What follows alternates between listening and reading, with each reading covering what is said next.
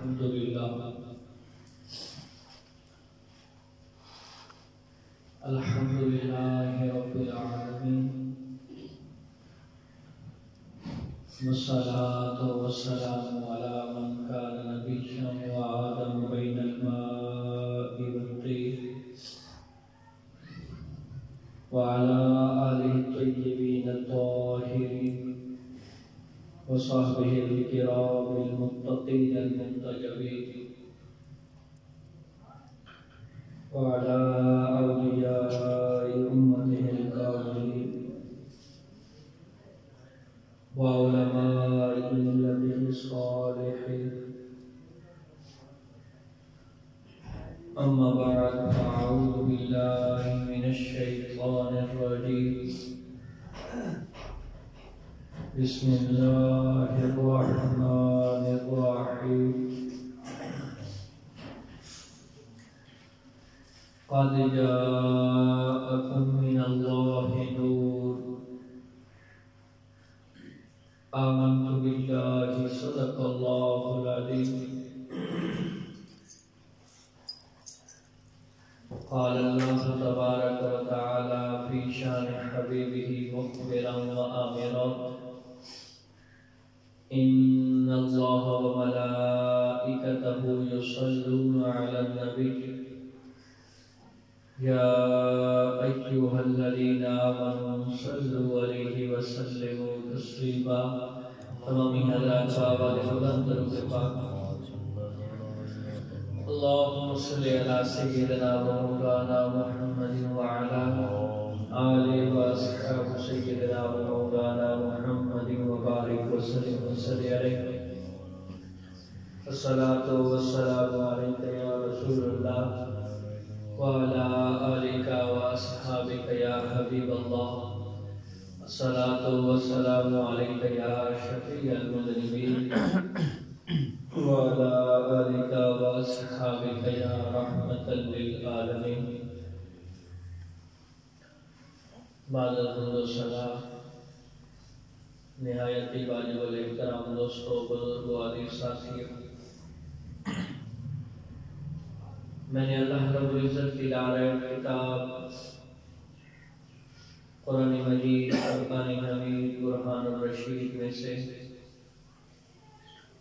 ایک آیت کریمہ کا مختصر سا حصہ تلاوت کرنے کا شرف حاصل کیا ہے. دعا گو ہو کہ رب کائنات ہم سب کو قرآن پاک پڑھنے کی،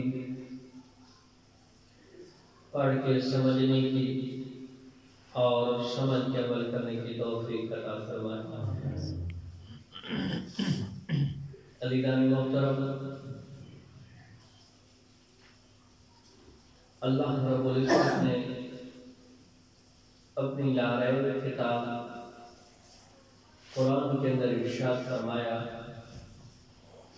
قد جاءکم من اللہ نور. تحقیق آیا تمہارے پاس اللہ کی طرف سے نور. کیا چیز اللہ کی طرف سے آئی؟ نور. اور کس ذات کی طرف سے آئی؟ فرمایا من اللہ، اللہ کی طرف سے.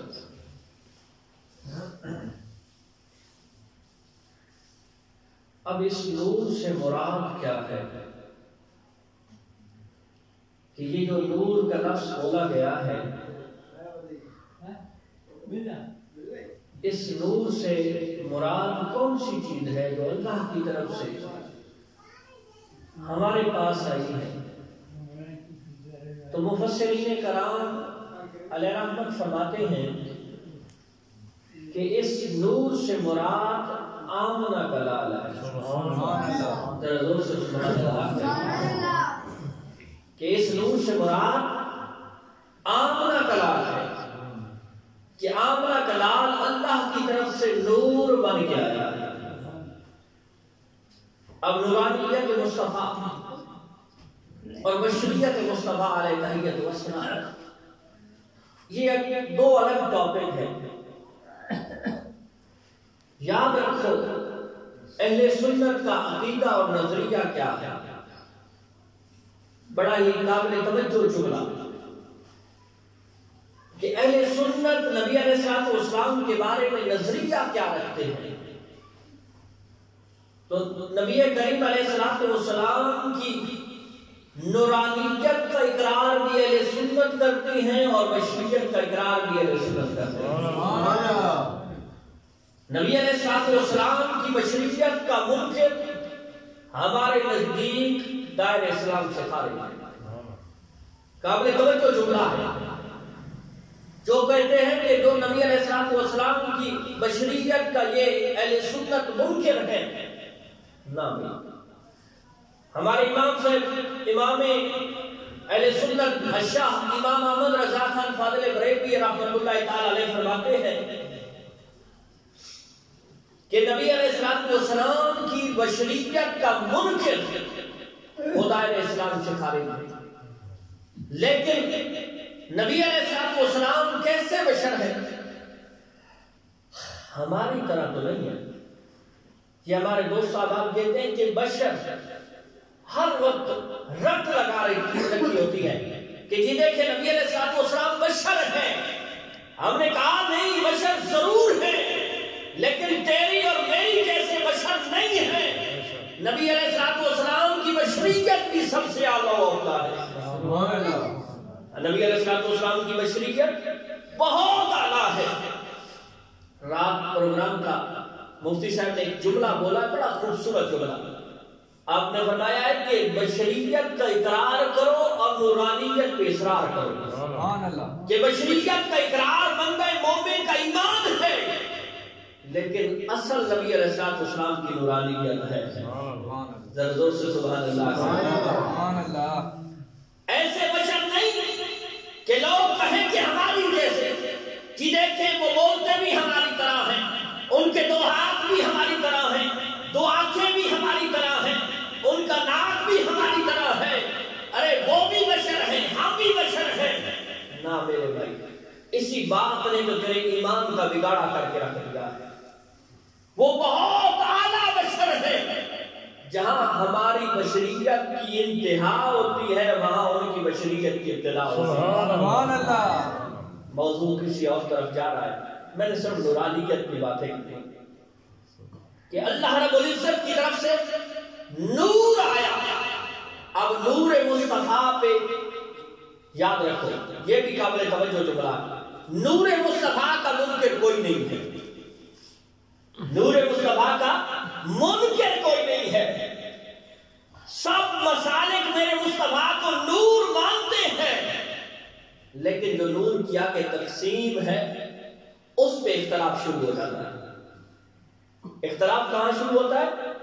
جہاں تقسیم ہوتی ہے. ذرا زور سے سبحان اللہ. میری معروضات جان کے سنی کہ نور کے منکر کوئی نہیں، لیکن جہاں نور کی تقسیم ہوتی ہے وہاں اختلاف شروع ہو جاتا ہے. ہم کہتے ہیں نبی علیہ الصلوۃ والسلام بعض مرتبہ نور حسی بھی ہوتے ہیں اور نور مانوی کا تو کوئی منکر بھی نہیں ہے. سبحان اللہ. اب آپ کے ذہن کے اندر ایک سوال آ سکتا ہے کہ جناب آپ نور حسی کیسے ہیں؟ تو بڑی مشہور معروف حدیث پاک، بڑی ہی مشہور کہ نور حسی کیسے ہوتا ہے کہ جو دیکھنے میں بھی نور نظر آئے. جو دیکھنے میں بھی نور نظر آئے. بلکہ بخاری کی حدیث ہے نبی علیہ الصلوۃ والسلام کا شق صدر ہوتا ہے، سینے کو کھولا جاتا ہے. ایک مرتبہ نہیں بلکہ بخاری کے اندر ہے 4 مرتبہ. کتنی مرتبہ؟ 4 مرتبہ.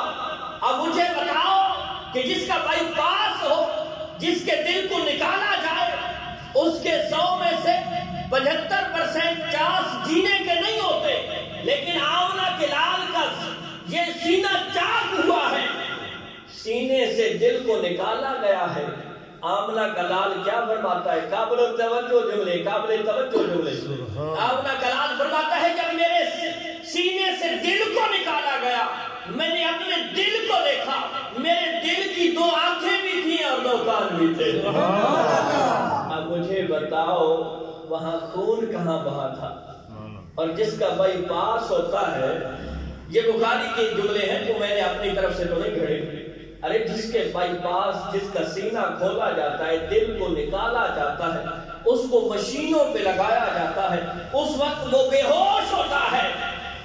لیکن آمنہ کے لال فرماتے ہیں جب میرے سینے سے دل کو نکالا گیا، میں نے اپنے دل کو دیکھا، اور دل کے اندر کیا دیکھا؟ اس دل کے بھی دو کان بھی ہیں، دو آنکھیں بھی ہیں. ارے بشریت تو یہاں پیچھے رہ جاتی ہے. اگر صرف بشریت ہی بولنی ہے، اگر صرف بشر بھی ہوتے تو پھر بشریت کی تو اتنی کیپیسٹی ہے، صرف اتنی کیپیسٹی ہے کہ جب اس کے سینے سے دل نکالا جاتا ہے تو اس کو ایک آٹومیٹک مشین پہ لگایا جاتا ہے کہ اس کا وہ پمپ خون چلتا رہے، وہ اس وقت ہوش میں نہیں ہوتا.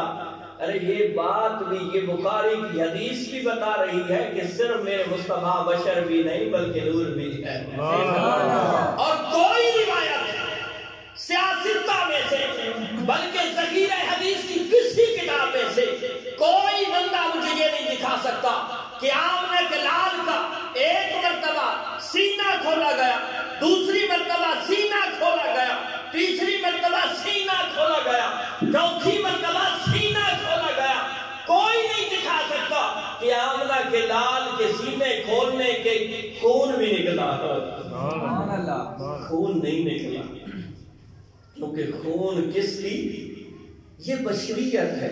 ہم بشریت مصطفیٰ کے منکر نہیں ہیں، لیکن مصطفیٰ کی بشریت بہت بلند ہے. اور اس میں ایک اور روایت بھی آپ کے سامنے رکھتا چلوں کہ نور حسی، یعنی دیکھنے میں بھی نور نظر آئے. جب آپ چھوٹے سے بچے تھے، حضرت حلیمہ سعدیہ اپنے گھر لے گئی، اور جب گھر لے کے گئی، حلیمہ سعدیہ کے بارے میں آپ علماء سے سنتے ہیں کہ انتہائی غریب عورت، انتہائی غریب عورت، جس کے گھر کے اندر رات کو چراغ نہیں جلتا تھا، روشنی نہیں ہوتی تھی. جب آمنہ کا لال آیا، جب آمنہ کا لال آیا، کچھ دنوں کے بعد سعدیہ، سعد قبیلے کی عورتیں آ گئی، کہنے لگی اے حلیمہ تیرے پاس پیسہ کہاں سے آ گیا، مال و دولت کہاں سے آ گئی؟ اس نے کہا کیا بات ہے، کون سے پیسے کی بات تم بات کرتی ہو؟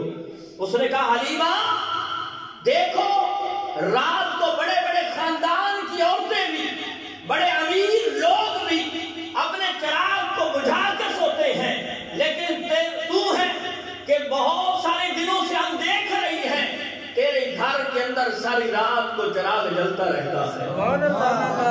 ارے تیل کے پیسے کہاں سے آ گئے؟ یہ چراغ تو نے کہاں سے لے لیا ہے جو ساری رات کو روشنی دیتا رہتا ہے؟ تو حلیمہ نے جب ان کا اعتراض سنا، کہا بس اسی بات کے لیے آئی ہو، توجہ، اسی بات کے لیے آئی ہو؟ کہا ہاں حلیمہ، تو غریب عورت ہے، ساری رات تو اگر تیرے پاس چراغ یا یہ تیل آ گیا ہے، روشنی کا کوئی انتظام ہو گیا ہے، تو ساری رات کو نہ جلایا کر. کہا ارے میرے پاس تیل کہاں سے ہے، میرے پاس اور کوئی چراغ کہاں سے آ گیا؟ آؤ میں تجھے چراغ دکھاتی ہوں. جب آئی تو کیا ہے، چھوٹے سے نبی علیہ السلام، عمر چھوٹی ہے، بہت چھوٹی، بگوڑے میں پڑے ہیں، چہرے پہ پردہ ہے. جب حضرت حلیمہ سعدیہ ان کو لے کے آتی ہیں، چہرے سے کپڑے کو اٹھاتی ہیں اور جو جملے بولتی ہیں اس کو تاریخ نے، حدیث نے اپنے اندر محفوظ کیا ہے. کہا ما کن نحتاج من یوم اخذناہ، اے مجھ سے سوال کرنے والیو سنو، جب سے یہ آیا ہے مجھے چراغ کی کوئی ضرورت نہیں پڑی. ذرا زور سے سبحان اللہ، اور زیادہ زور سے سبحان اللہ. پتہ چلے نا میں نے اتنا بڑا آپ کو ایک جملہ دیا ہے اور آپ خاموشی کے ساتھ اس کو پی گئے ہیں. ذرا زور سے سبحان اللہ. وہ کہتی ہے کہ تمہارے پاس مال و دولت کہاں سے آ گیا؟ کہا نا مال و دولت نہیں آیا، لیکن جب سے یہ سراج میرے گھر میں آیا ہے، اس دن سے میرے دن پھر گئے ہیں، اس دن سے ضرورت نہیں پڑی. مدارج النبوت کے اندر آتا ہے کہ جہاں حضرت حلیمہ سعدیہ کو روشنی کی ضرورت ہوتی آمنہ کے لال کو اٹھا کے وہاں لے جاتی, وہاں روشنی ہی روشنی ہو جاتی. یہ دن کی بات نہیں ہے, یہ رات ہے, رات کو. ارے بشر بھی رات کو اتنی روشنی دیتے ہیں. چلو دوستو سبحان اللہ. جو بکواس کرتے ہیں کہ آمنہ کے لال ہم جیسے ہیں, ان سے پوچھو تم تو جس اندھیرے میں جاتے ہو وہ اور زیادہ اندھیرا ہو جاتا ہے, اور آمنہ کا لال جس اندھیرے میں آتا ہے وہ روشنی میں تبدیل ہو جاتا ہے. وہ آمنہ کا لال, یہ تو ہے نور حسی. اس کے تو بہت سارے لوگ منکر ہو جاتے ہیں. حالانکہ یہ روایت میں ہے, میں کوئی گھر سے تو گھر کے نہیں جائے, بلکہ بڑی مشہور و معروف روایت. آپ نے علماء سے کئی مرتبہ سنا ہوگا کہ سحری کا وقت ہے, مومنوں کی ماں جس کی پاکی کے اندر, جس کی شان و شوکت کے اندر, جس کے مقام و مرتبے کے اندر قرآن پاک کی 18 آیتیں نازل ہوئی ہیں. سبحان اللہ, دوست سے سبحان اللہ. لطف آتا ہے نا, اگر آپ بولتے جائیں گے تو مزہ آئے گا. وہ عورت, کائنات کی وہ عورت, جب سے کائنات بنی ہے اور جب تک اس کائنات میں رہنا ہے, سیدہ عائشہ وہ عورت ہے کہ جس کی شان میں قرآن کی 18 آیتیں نازل ہوئی ہیں. وہ عورت, وہ ام المومنین, کیونکہ نبی علیہ السلام کی جو زوجہ ہے وہ مومنوں کی ماں ہے. نبی علیہ السلام کی وہ زوجہ, سحری کا وقت ہے, کوئی چیز سی رہی تھی, اتفاق کی بات ہے, ہوا چلتی ہے, چراغ بجھ جاتا ہے, ہاتھ سے سوئی گر جاتی ہے. قابل توجہ جملے, حدیث کے لفظ ہیں, حوالے کا میں ذمہ دار ہوں. حدیث کے لفظ, سید عائشہ کوئی چیز سی رہی تھی, اس نے اتفاق چراغ بجھ گیا, ہاتھ سے سوئی گر جاتی ہے, ابھی چراغ نہیں چلایا تھا, آمنہ کا لال اس کمرے کے اندر داخل ہوتے ہیں, اور آپ کے داخل ہونے کی وجہ سے کمرہ اتنا روشن ہو جاتا ہے, اور اتنا روشن ہو جاتا ہے, اور تو اور وہ سوئی بھی نظر آنے لگ جاتی ہے. تھوڑا سا روشنی تھوڑی سی نہیں ہوتی, بلکہ اتنی روشنی کہ سوئی چھوٹی سی چیز ہے, لیکن آمنہ کے لال کے تشریف لانے کی وجہ سے وہ بھی نظر آ جاتی ہے. مجھے کوئی بتائے, کیا یہ عام بشر کی مثال ہوتی ہے؟ یہ ہے نورانیت مصطفیٰ. یہ تو اس نورانیت میں تو لوگ اختلاف کرتے ہیں. ارے کبھی میرے مصطفیٰ کی سیرت کو, میرے مصطفیٰ کے فضائل کو, میرے مصطفیٰ کے مناقب کو, میرے مصطفیٰ کے عظمتوں کو, میرے مصطفیٰ کی رفعتوں کو, میرے مصطفیٰ کی شان کو, میرے مصطفیٰ کی شوکت کو, اس دل میں محبت رسول رکھ کے پڑھ, تجھے سب کچھ نظر آ جائے. ذرا اور سبحان اللہ. یہ ہے میرے مصطفیٰ کی شان, اور اس پہ تو لوگ اختلاف کر سکتے ہیں, لیکن مصطفیٰ نور مانوی ہیں, اس جہان کو نور دینے والے ہیں, اس جہان کو اپنے نور سے منور کرنے والے ہیں, اس کا تو کوئی مخالف نہیں ہو سکتا. ذرا زور سے سبحان اللہ. میرے مصطفیٰ اس جہان کو منور کرنے والے ہیں. جس طرح عقل نور ہے, یہ آنکھ کے اندر نور ہے, علم نور ہے, عدل نور ہے, سچائی نور ہے, انصاف نور ہے, اسی طرح میرے مصطفیٰ بھی نور ہے. اور کیسے نور, اپنے نور سے اس جہاں کو کیسے منور کیا. میں ایک واقعہ پڑھ رہا تھا, بڑا خوبصورت واقعہ ہے. اپنے تو اپنے غیر بھی یہاں بولتے ہیں, اپنے تو اپنے غیر بھی میرے مصطفیٰ کی شان کو سلام کرتے ہیں. اکبر بادشاہ کی محفل جمی ہوئی تھی, بہت بڑا بادشاہ گزرا ہے, بہت سارے لوگ بیٹھے ہوئے تھے. حسن اتفاق ایسی ہوا چلی, روشن دانوں سے ہوا آئی کہ چراغ بجھ گئے, اندھیرا چھا گیا. اب لوگ باتیں بھی کرنے لگے, آپس میں باتیں ہوتی رہیں. جو بادشاہ کے دربار کے خادمین تھے انہوں نے بڑے جلدی سے چراغوں کو پھر روشن کیا. جب چراغ روشن ہو گئے, بادشاہ نے کہا سنو, باتیں ہوتی رہیں گی, ایک بات میں تم سے کہنا چاہتا ہوں.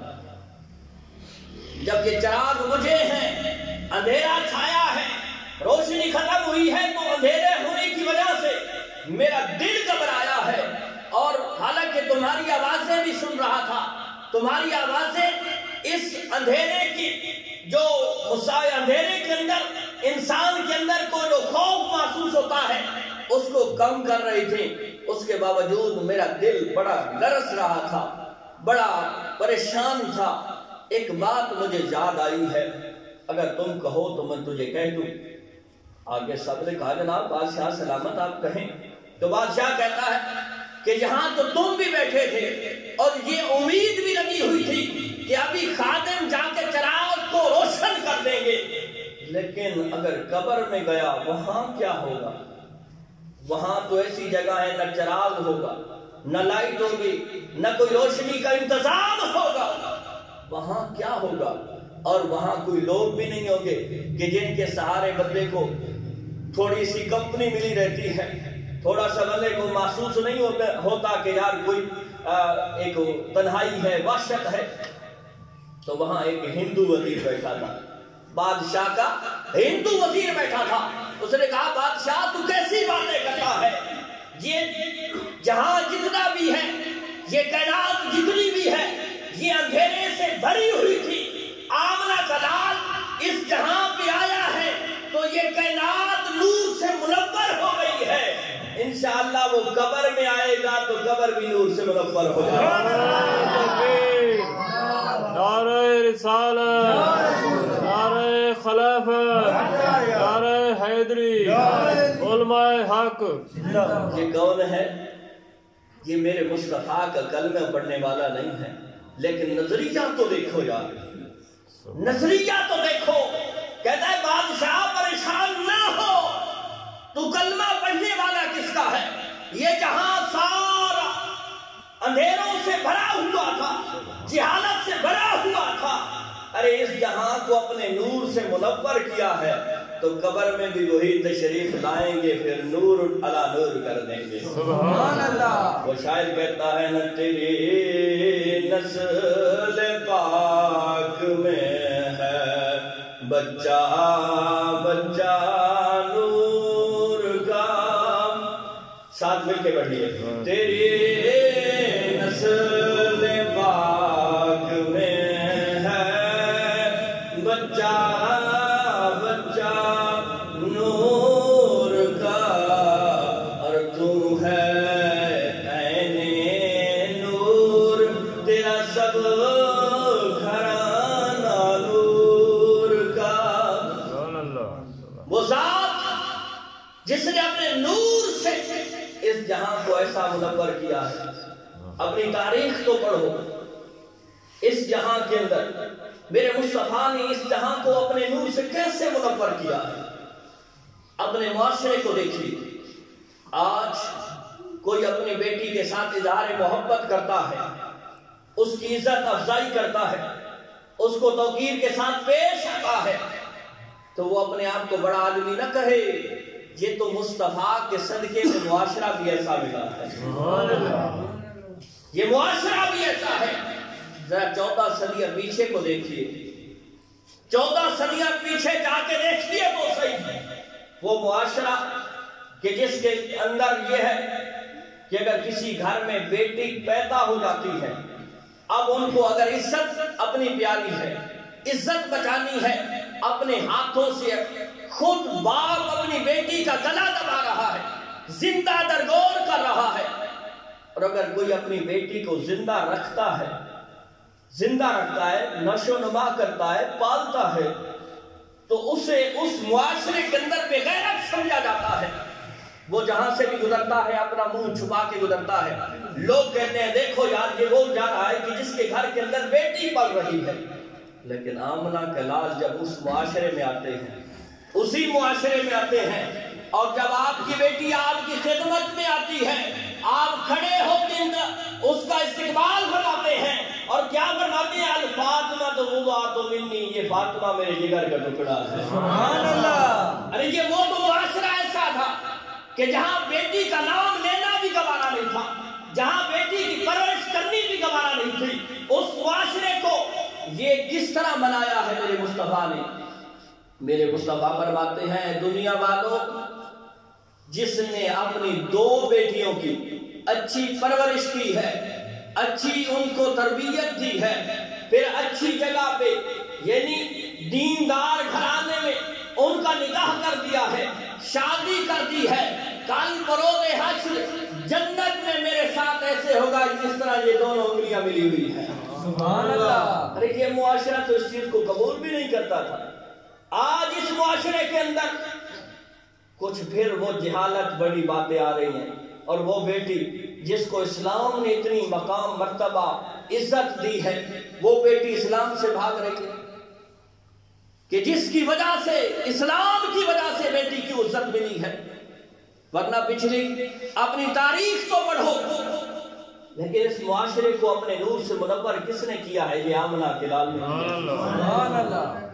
بلکہ میرے مصطفیٰ کریم علیہ السلام بیٹی کی عظمت سناتے ہوئے فرماتے ہیں کہ ایک ایسی عورت کہ جس کو معاشرے والوں نے ٹھکرا دیا ہے بدصورتی کی وجہ سے، بدعقلی کی وجہ سے، بدشعوری کی وجہ سے، شوہر نے اس کو طلاق دے دی ہے، سسرال والوں نے اسے بھگا دیا ہے، اب لوٹ کے اپنے والد کے گھر میں آ بیٹھی ہے، اب لوٹ کے اپنے والد کے گھر میں آ بیٹھی ہے۔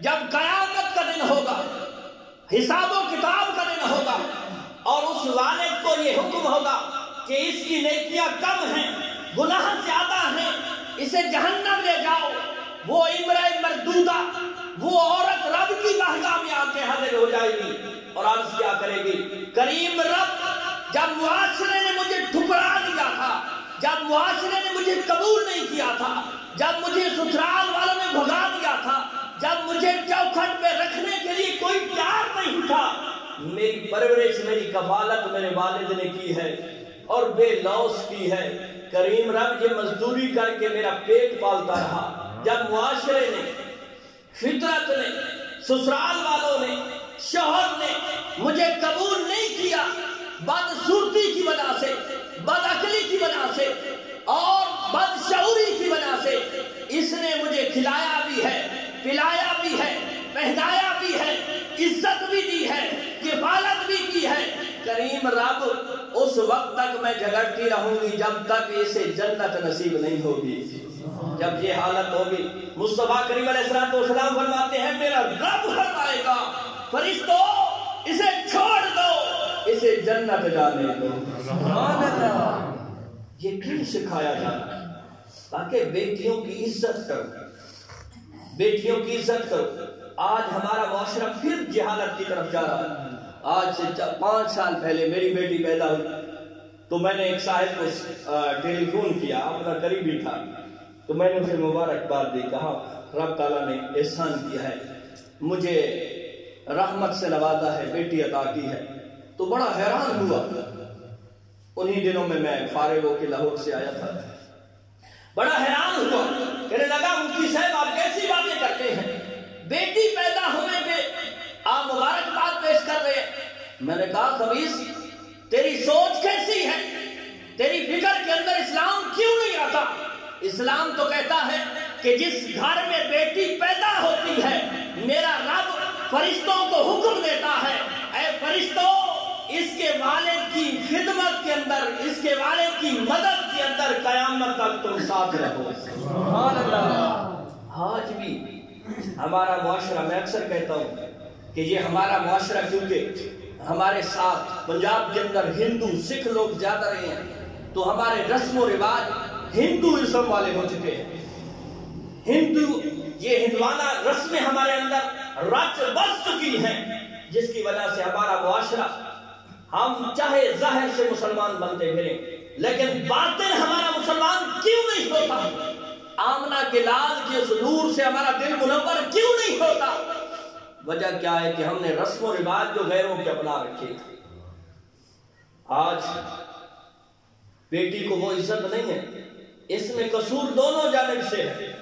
ایک تو والدین کی تربیت کا قصور ہے کہ اس نے نہیں سکھایا کہ بیٹا جب تم نے سسرال جانا ہے، چاہے وہاں غم ہو، خوشی ہو، چاہے جیسے معاملات ہو، تم نے اسلام کو سامنے رکھ کے زندگی گزارنی ہے۔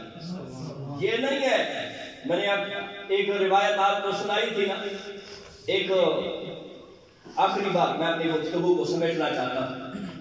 جس معاشرے کے اندر نورانیت مصطفیٰ آ جاتی ہے پھر وہ معاشرہ کس طرح سنور جاتا ہے، یہ والدین کے لیے پیغام ہے۔ آج کی اس گفتگو کا لب لباب اور اصل حاصل ہے کہ ایک صاحب اپنے گھر سے جانے لگا تو اس نے اپنی زوجہ سے کہا کہ تم نے یہاں گھر سے نہیں نکلنا، اور اس کا گھر کہاں؟ اوپر والی سٹوری پہ اس کا گھر ہے، نیچے اس کے والدین کا گھر ہے۔ اس عورت کے یعنی والدین بیٹے کا گھر ہے۔ وہ بندہ چلا گیا، اس کا شوہر، اتفاق کی بات ہے اس عورت کا باپ بیمار ہو جاتا ہے۔ نبی علیہ السلام کی بارگاہ میں پیغام بھجوایا، عرض کی یا رسول اللہ میرا باپ بہت زیادہ بیمار ہے لیکن میرے شوہر کا حکم ہے گھر سے نہیں نکلنا، اب میں کیا کروں؟ والد کی بیمارداری کے لیے حاضری دوں یا اپنے شوہر کے حکم کو مقدم رکھوں؟ تو نبی علیہ السلام نے فرمایا بہتر تو ہے اپنے شوہر کا حکم مقدم رکھو۔ سبحان اللہ۔ پھر اس نے کہا ٹھیک ہے، بسم اللہ، سبحان اللہ۔ آج والی بات تو نہیں ہے کہ اگر کوئی روکتا ہے بھئی یہ میں بہنی بہن ایک بہنی ہار سے دے میں بہنی بہن بھاؤ میں تم جانتے میرا کم جانتے، نہ اسلام کو مقدم رکھو۔ اس نے کہا جی یا رسول اللہ۔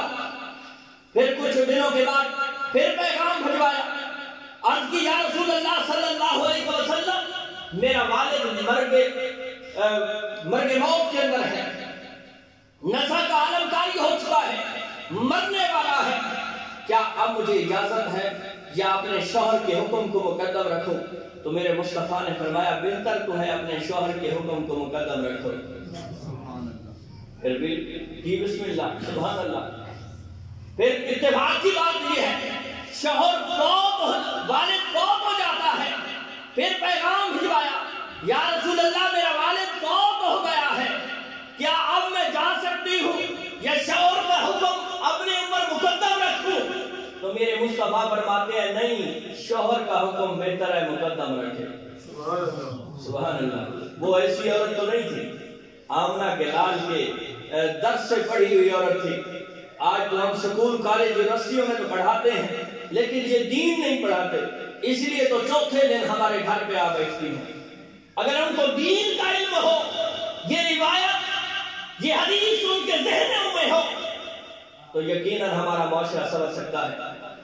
اب پھر وہ فوت دیدگی پہ بھی نہیں گئے، بیمار ہوا، نزع کا عالم کاری ہوا، تو آخر والد فوت ہو گیا لیکن شوہر کا حکم کو مقدم رکھا کیونکہ یہ آمنہ کے لال کے درس کی پڑھی ہوئی عورت تھی۔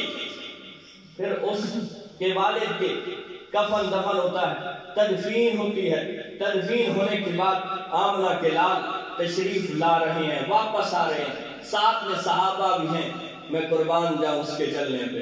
سبحان اللہ، سبحان اللہ کہیے۔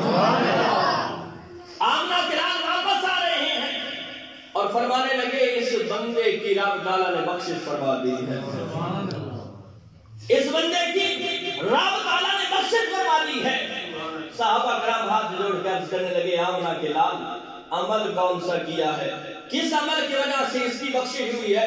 فرمایا اس نے اپنی بیٹی کی ایسی تربیت کی ہے اور اس کی بیٹی نے شریعت کی پابندی کی ہے، اس کی بیٹی کی شریعت کی پابندی کرنے کی وجہ سے میرے رب نے اس کو معاف کر دیا ہے۔ سبحان اللہ۔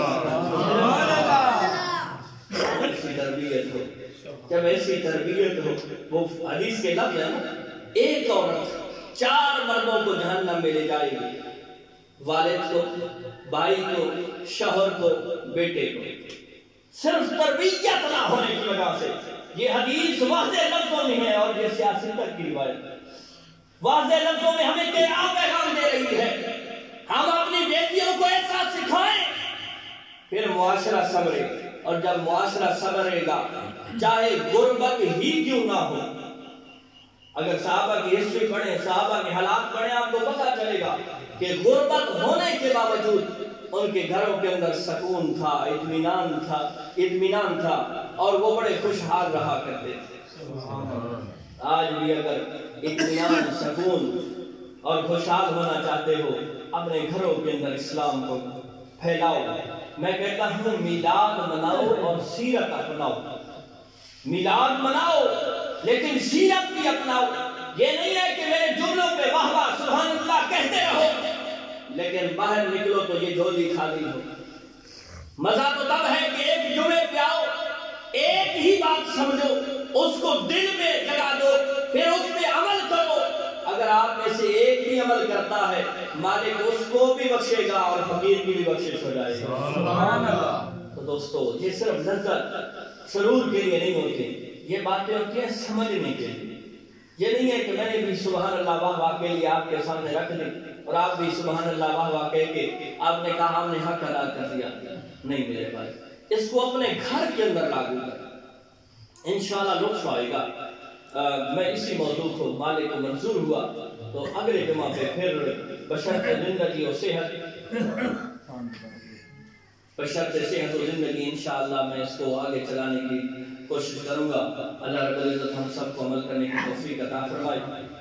رب کے فضل سے ہم نے قاری صاحب کا انتظام کیا ہے اور بہت ہی اچھے قاری صاحب ہیں, اور سب سے بہتر جو چیز ہے کہ میں قاری صاحب کی اہلیہ محترمہ حافظ قرآن بھی ہیں اور علم دین کے فقہ بھی جاننے والی ہیں. آپ کوشش کریں اپنی بیٹیوں کو پڑھائیں. انشاءاللہ کچھ دنوں کے بعد وہ اپنے سیٹ اپ کو شروع کریں گے. اس کے علاوہ مسجد کے کچھ ضروری جو چیزیں تھیں ہم نے اس کا کام شروع کیا ہے حسب توفیق. حسب توفیق کا مطلب کیا ہے کہ جو اللہ آپ کو توفیق دے, کیونکہ اسی چیز نے آپ کو کام آنا ہے, یہ بھی آپ جمع کرائیں. اور انشاءاللہ آگے 16 یا 17 ربیع الاول کو ہم اپنی اسی محفل کے اندر محفل میلاد رکھیں گے بعد عشاء. یہ تعامل کیا کریں, یہی چیزیں آپ کی زندگی کا اثر ہے. آپ نے دیکھا ہوگا اربوں خربوں والے بھی یہاں جب مرتے ہیں ہاتھ خالی ہیں, کفن بھی ایسا پہنا ہوا ہے جو کوئی 5 6 7 ہزار کا نہیں, زیادہ سے زیادہ 1000 1100 کا ہوتا ہے. اور چارپائی بھی مسجد کی ہوتی ہے یا کسی سے پاکیزہ چارپائی منگوا کے اس کو وہاں دفن کیا جاتا ہے. اور قبر بھی کوئی سونے یا ہیرے جواہرات کی نہیں ہوتی, عام مٹی کی قبر ہوتی ہے. تو عزیزان محترم یہ چیزیں یہ رب کی طرف سے آپ کو ایک موقع ہوتا ہے. رب تعالیٰ کسی کو, یہ رب کا ایک فضل ہے کہ کسی کو گناہ کا موقع نہ دے, اور یہ رب کا ایک فضل ہے کہ رب تعالیٰ آپ کو نیکی کا موقع دے. تو دوستان محترم یہ موقع ہوتے ہیں, یہ آپ کے تعاون سے سب کچھ چل رہا ہے. یہ مولوی دستگیر تو کچھ بھی نہیں کر رہا, صرف آپ کی مینجمنٹ کے لیے ہے. یہ سب کچھ آپ دوستوں کے تعاون سے, آپ دوستوں کے صلاح مشورے سے سب کچھ چل رہا ہے. تو دوستو ہماری سوچ فکر بھی یہی ہے کہ اپنے معاشرے کے اندر اسلام کو واضح کریں, اسلام کو پھیلائیں. اللہ رب العزت عمل کی توفیق عطا فرمائے. آخر دعوانا